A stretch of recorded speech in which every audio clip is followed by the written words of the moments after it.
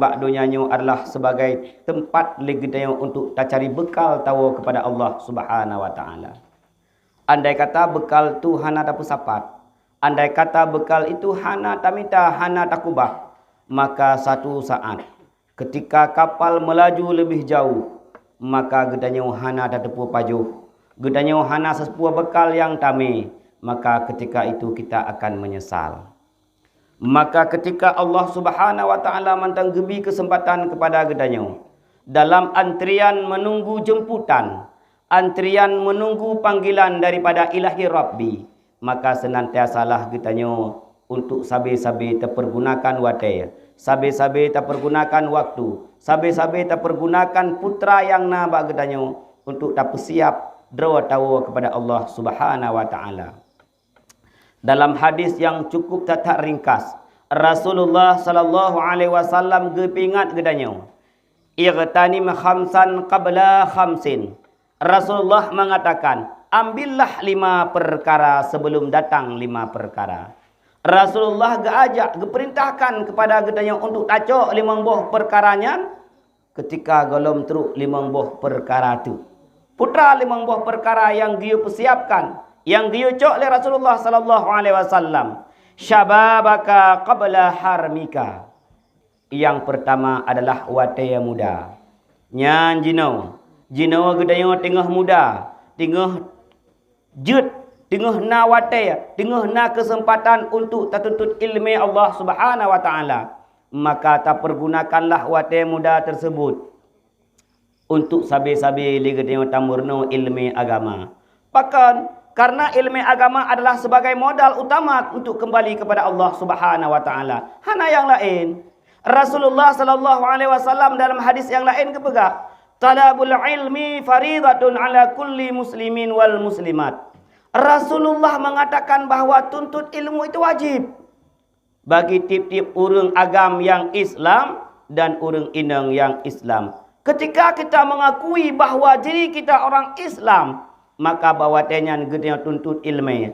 Ilmu pun al-mufasir hadis mengatakan bahawa ilmu agama, ilmu bagaimana kita mengenal diri sendiri, ilmu bagaimana kita mengenal Allah Subhanahu wa taala, ilmu bagaimana kita tata cara untuk beribadah kepada Allah Subhanahu wa taala, ilmu bagaimana ta jaga, ta pelihara fahala amalan tersebut, yaitu ilmu akidah, ilmu fikih dan ilmu tasawuf. Leboh ilmunya adalah tingkatannya wajib untuk gedanya tamurno. Andai kata ketiga ilmu tersebut le gedanya hana tamurno, Allah hana taturi, cuma terdepu bahawa Allah itu Allah. Ketika ditanyakan bagaimana Allah yang sebenarnya, itanya hana tadeo, tajak buat hantatim, tamurno hantatim, tatanya mbak urung-urung yang jut pun hantatim, maka ketika itu akidah kita dipertanyakan. Apakah kita memiliki akidah yang sempurna atau sekedar ikut-ikutan? Sebagaimana getanya lahir daripada kalangan orang Islam, maka getanya Islam tetapi bukan memiliki akidah yang sempurna. Nyan payah murno. Paling tidak adalah sifat 20 yang wajib pada Allah Subhanahu wa taala, sifat 20 yang mustahil pada Allah Subhanahu wa taala, satu sifat jaiz pada Allah Subhanahu wa taala, kemudian sifat yang wajib pada Nabi put, yang mustahil put dan yang jaiz put, gepenan dengan etiket 50. Nyan etiket 50 nyan wajib terdepu ditanya secara dalil ijmali paling rendah dan dalil tafsili paling sempurna. Bejut tingkat dalil ijmali. Menyahanjut gepenan dengan taklid. Imam Sanusi kepegah dalam kitab Kifayatul Awam, si barangkaso yang taklid dalam ilmu tauhid fahuwa kafirun. Kafir urangnya. Pertama mana kafir? Imannya dipertanyakan. Imannya masih nak tanda tanya, bagaimanakah iman kita yang sebenarnya? Maka tamurno tamita gure tatanya pada orang-orang yang mampu untuk menjelaskan sehingga akidah kita sempurna. Yang kedua ilmu fiqh. Ilmu fiqh dukna tingkat wajib kena tuntut. Yang pertama kewajiban hal yang ada pada diri gedanya.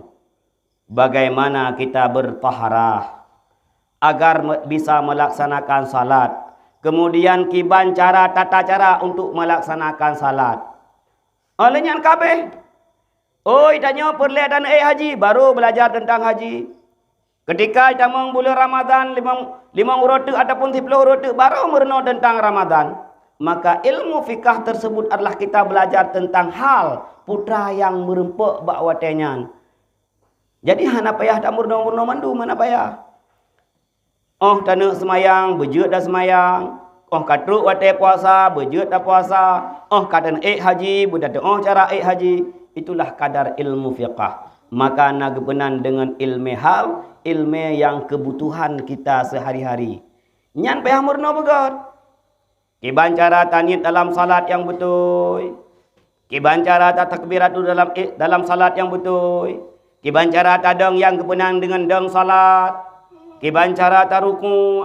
Kiban cara sujud. Dan sampai dengan bagaimana kita salam itu pun butuh ilmu. Hana membaca dengan nonton menteng. Hana membaca dengan membaca tamurno wate manyak-manyak di jamun. Hana se.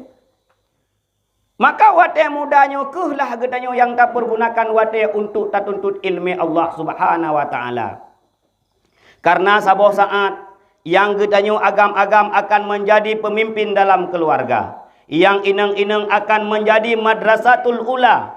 Madrasah yang pertama di rumah adalah urang inang purumuh yang menjadi gurunya. Kepala keluarga lagi habanyan. Kemudian urang inang lagi habanyan. Maka jadilah keluarga-keluarga yang gagal produk. Na'udzubillahi min zalik. Pakan sabe-sabe tengok saya nak urang mengkawin. Tak ucap lir tanya kah? Semoga sakinah mawaddah warahmah. Sakinah mawaddah warahmah ho. Padahal sakinah mawaddah warahmah adalah memiliki seorang kepala keluarga yang paham tentang agama, yang selalu memberikan, yaitu nafkah zahir dan nafkah batin. Apa itu nafkah zahir? Gebi ibu, gebi pakaian. Apa itu nafkah batin? Memberikan ilmu agama dan adab kepada keluarganya. Nyan yang dituntut. Karena pakan sabuh saat apabila nyan hana tabi kepada keluarga, ketika Allah Subhanahu wa taala gehimpun gedanya memandum. Ketika troklah hisap gedanya kage hisap bere. Tunggu Ramadan, kage hisap tunggu Ramadan. Sertuh gebontet tunggu Ramadan. Aman sentosa. Kemudian gehoi permoh tunggu Ramadan, permoh kesah, permoh kedua, permoh keleh, permoh kepe ka putapat inan. Wate gedanya mbak permoh kesah, permoh kedua, permoh keleh, permoh kepet. Anak kesah sampai anak kedua belah. Pakan dikata-katanya hana dah semayang. Pakan dikata-katanya hana dah puasa. Pakan dikata dah semayang na lagi jedro nekan lagi tuntutan agama. Pakan dikata dah puasa na tapi ni puasa ni tundukkan lagi puasa yang dituntut agama. Isuut keluarga bawa tenyan, isuut permoh-permoh bawa tenyan, isuut li anak-anak bawa tenyan. Ya Rabbana qud haqqana min hazar rajuli ikun li anak kedanyo ikun li permoh kedanyo. Ya Tuhanku, ya Tuhan kamu, nucuk hak kamu siat bak si agamnya, bak si Ramadannya. Wate lam dunia jihana ipurno kamu ilmu agama. Wate lam dunia jihana dipurno adab kepada kamu. Wate lam dunia hana dipurno akhlak kepada kamu. Wate lam dunia hana dipuo nafkah yang halal kepada kamu. Cok hak kamu bak uragamnya wahai Allah. Hana sah jih tamong dalam syurga. Padahal pun beok teduk dia.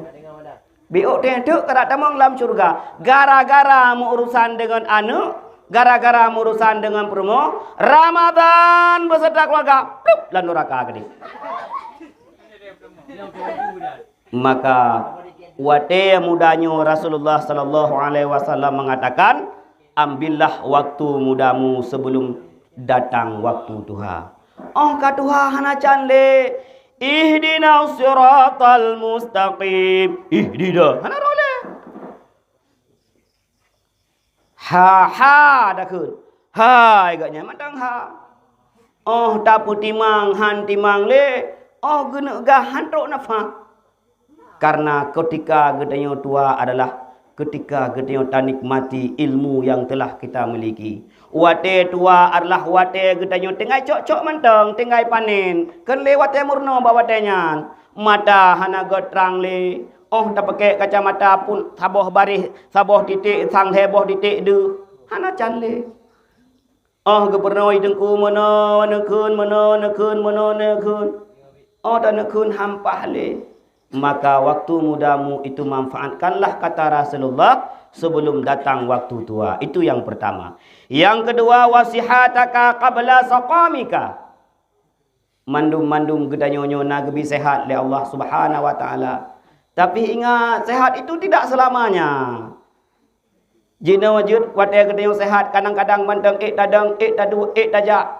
Tetapi saboh saat ka gedanyo haik tadang li. Kali kita yang haid tadu li. Tajak payah gop me. Ingat maka ketika itu hana le guna gedanya untuk tanak mita ilmu hana. Apabila sehat gedanya lalu sehat. Sehat le gedanya lalu dengan piasan-piasan yang tidak bermanfaat untuk akhirat gedanya. Maka ketika teruk watai tuha ada taklik tabau taruh mata darah tengah tak gedanya hana le cara hana. Ya watai katruk sakit gedanya. Watai katruk sakit. Ingat, ka sakit. Bakon awai hana aku jabut. Ka sakit. Ka sakit. Ingat, bakon handung jauh semajid. Watai sakit. Watai sakit. Ingat, bakon hana ta jalin silaturahmi. Watai sakit. Padahal Allah Subhanahu wa taala kagebi kedayang sehat. Sehat lagi-laginya orang mandang gebi sehat. Ni ingat sabuh saat akan gebi sakit oleh Allah Subhanahu wa taala. Yang ketika sakit tersebut, apapun yang ingin kita lakukan lagi watai sehat hanale mungkin. Maka Rasulullah mengingat kepada gedanya, ambillah waktu sehatmu sebelum datang waktu sakit. Kemudian yang kelih nasihat Rasulullah, wa ghinaaka qabla faqrika. Kayamu sebelum datang miskinmu. Mailung dari jamun kagasian. Hana kaya. Tiap gedanya na kelebihan yang kelebihan tersebut kadang tidak dimiliki oleh orang lain. Kelebihan. Tinggal sagai le gedanya benar rasa syukur. Menyo hana rasa syukur. Ada arumuh ubi raya tata pegot. Ada motor na 15 boh ilmu, ada penghasilan puluhan ratusan juta per bulan.